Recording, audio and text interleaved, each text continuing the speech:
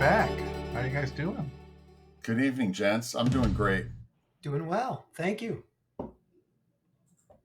Well, as you all know, this is Final Authority, which is a vodcast brought to you by Soundscapes Media Group. I'm sure you remember that. Unless you're tuning in for the first time. Us or them? That's right. Well, and by now our audience knows us, so we don't really need introductions. But of course, I'm Paul and Roger and AJ. It's good to see you again tonight. Very good. Good to see you, my friends. Always like getting together and talking about music on vinyl and how we can bring peace to the world through music. Amen, Amen to that. Cheers to that. Before we go on too much, I just want to say that this evening is brought to you by Enegrin Nighthawk. That's what I'm happen to be drinking tonight. Me too. Cheers. Yes. And root beer for you, Raj? Yes. Nice. Minus the root. All right. AJ, you're wearing a great classic T-shirt. Why don't you talk a little bit about that? Can you see the back? Oh yeah, man. The show October in Anaheim of last year, I was there. It's the Who hits back with orchestra, and I'm proud of this one. I'm proud of I have a lot of the Who. It's probably, I think it's the second most artist that I have shirts of. Bob Dylan, of course, would be number one. Well, it's a great band, and it's you wear it proudly. So thank you, man. Thank you. I commend you. And Raj, you look like you're all dressed up with the Crowded House in mind. Yeah, team uniform. Yes. Saw them a couple weeks ago, as you know, and got a hat. Where did they play? It was at the Wiltern. Oh wow, cool! Yeah, it was actually supposed to be a year ago, and right. Yeah, so Was it great? It was great. It was a lot of fun. Neil Finn's still great, and he had his boys playing with him, and Nick Seymour, and but it was a good show. Mitchell, I love their the last album is awesome. The last studio album. The most recent one, or yeah. Oh, I don't have it. I'm embarrassed to say. Yeah, gotta get it. That was the one that they kind of previewed on the internet because it was recorded during COVID. Right. I remember something about an island. There was one song dealing with an island of some sort. Oh, I think is Adam looking for it? I think he's going for it. He must have an unbelievable indexing system to be able to do that. Right, and he did it. Look at that. That's well done. What is it called? Oh, it's called. What is it called? Dream. The type's really is there bad. A rating or something? Yeah, I think so. Yeah. Little cool marble, and the title's not on the label, and it's hard to read on the spine.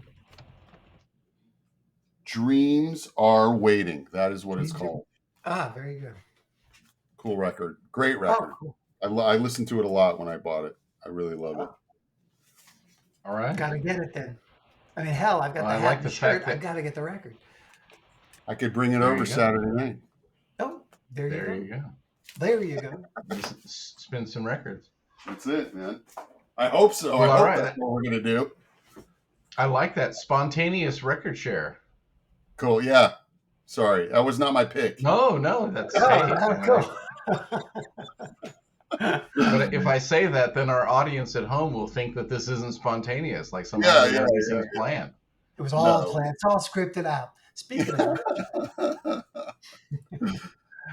well, and speaking of record share, Raj, do you have a record you'd like to share with us this evening? Well, hell, since I'm wearing a Crowded House hat and a Crowded House T-shirt, I thought I'd share a Split Enz record.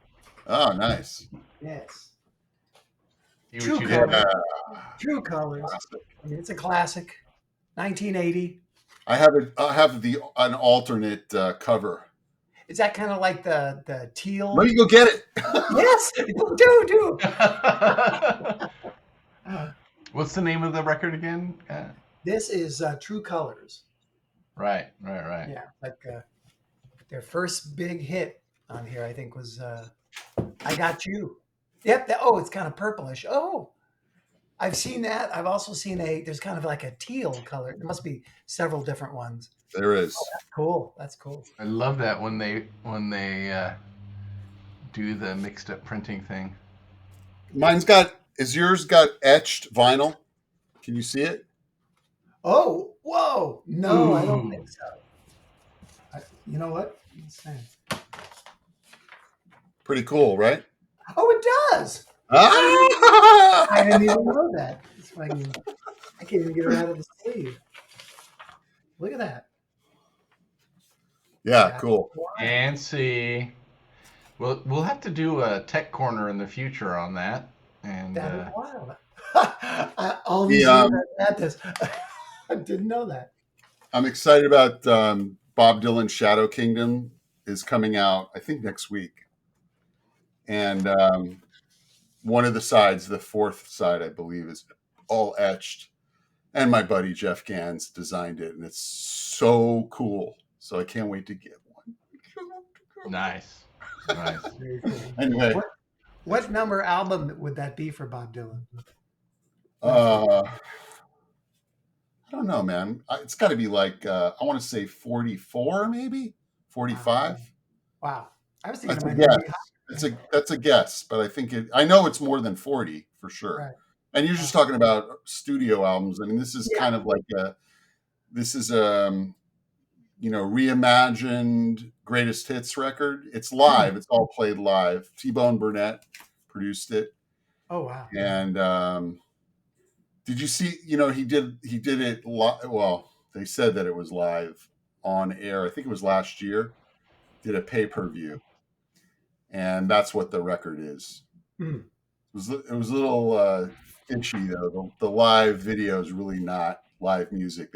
It's pre-recorded. They're lip syncing to pre-recorded music, which is crazy considering it's Bob Dylan. Yeah, but you can't tell. You can't tell. You really have to super pay attention. But it's not. It wasn't live. But they billed it as a pay-per-view live show. Huh. So yeah. Anyway. That's cheating. Yeah. All right. Not that I promise in this episode I will not pull out any more unexpected records. Hey, but bless you, I had no idea. I think it's all in. All right, I take it back. I might. Yeah. You never know. Yeah, it's working out. Oh, what do you got? All right. Well, I wanted to share with you something that I've been rocking out to recently, and that is the Live in Burnin' double album from Bernie Dresel and the BBB. If my memory serves us correct, I think you shared that with us once before when you might have been brand new when you got it. Did I? I think so. It may have happened. Some Bernie. I don't know if it was. Was it that one? It might have been. Or maybe you just shared it. Maybe you just shared it with me. Maybe you didn't do it on the show. I need to check the notes. Anyway, double album. I think I did show this last time. So sorry, guys. I'm still grooving on it. Double album, 180 gram vinyl, big band jazz, recorded live at Joe's Great American Bar in Burbank. And just got amazing, great players, great arrangements. I've really gotten into this since the last time. I think I had just gotten it and I hadn't listened to it. I think I may have just taken the plastic off. Anyway, I didn't know that he was playing with the Better Business Bureau. Yes. Okay. Thank you for that. Nobody's got drums. I'm sorry. Yeah. Actually, we have a drum. You got a smile on it. Yeah. There you go. That'll do. All right. And we got some other things here. What about the fact that you're wearing a work shirt? I don't think that's allowed. Well, it's a music work shirt. I know. I'm just teasing you. And I guess I'm gratuitously self-promoting. Yes, I've been doing a little work down at McCabe's, great guitar shop and a lovely, intimate live performance venue for a lot of great folk and rock musicians. And I'll be working pretty soon here with Dan Navarro of We Belong fame, of Lowen and Navarro fame. And I'll be doing 2 shows with Peter Case later this month. So I'm quite excited about this. I definitely want to go to that one. It's probably sold out, right? Peter, the first night of Peter Case sold out. Second night is still open, and I should be able to get you on the list. Oh, dude, that's so great. I think Roger's thinking of going too. I definitely want to go to that. Yeah. I definitely want to go to that. Peter Case is good. Oh my God, I love Peter Case. Hey guys, I wanted to share a little bit of record news with you, y'all. The first thing, I found this quite interesting and boding well for the vinyl community, is a story here on Substack, Ted Gioia's column, The Honest Broker, analyzing 47 million transactions, telling an amazing story about the music business. And the short story is, it basically says that the physical is still relevant, and relevant in a big way. And he measured the sales at Bandcamp, and so and basically physical media is still viable, and probably the best way that musicians have to actually make money. So you can support your musician by buying their vinyl. Recently, I was at a show and I was selling some of the Soundscapes product, and somebody said, "Oh, that's such a nice looking record, but I don't have a turntable." And I said to her, "Do you have a wall?" And she said, "Oh, yeah, the art." And so that was at the Bone Daddy show recently, and she thought, you know what, I can support the band, and she picked it up, and that's cool. She's a happy owner. So anyway, so that news is very intriguing, and I think the consumers have to kind of change their mind and go, yes, you know what, I like these musicians. I feel something very special when I can own a tangible and tactile piece of their artwork, and maybe it's time to re-embrace the vinyl lifestyle. So that was a really great story. And then there's another story, which has been in the news a lot, which has to do with the Mobile Fidelity class action lawsuit. So Mobile Fidelity was exposed recently for advertising masters from the original master tapes. What they failed to disclose was that they had been digitally archiving those master tapes and using the digital archive as the source. It's quite a big PR blunder, if you ask me, because I think if they just marketed the fact that they were looking at digital archiving formats and had decided that this was the best one, and then just basically led the discussion about when tapes get old, they have to be digitally archived, and what the process is, maybe the consumer wouldn't have been so shocked and disappointed. So and the fact that anyway, 98% of us couldn't have told the difference anyway. Well, this is it. Right. But I would say that in what Mobile Fidelity, or MoFi as they're called, has done, which I think is very honorable, is they've given the consumer 3 options on how to recover. They can send it back for a full refund. They can get a partial credit, or there's a third option there that I can't recall at the moment. But anyway, I thought, you know what, it's an awkward and uncomfortable place to be, but they're owning it, and they could have done better. So there you go. All of our records are organically grown and free range and naturally sourced. Just so you know. but they might be both digital and analog. Can I share? Almost all records made get that out of the way today now. have a digital step. I have a record to share. Please. That I'm really Absolutely. excited about. I'm very proud of this record.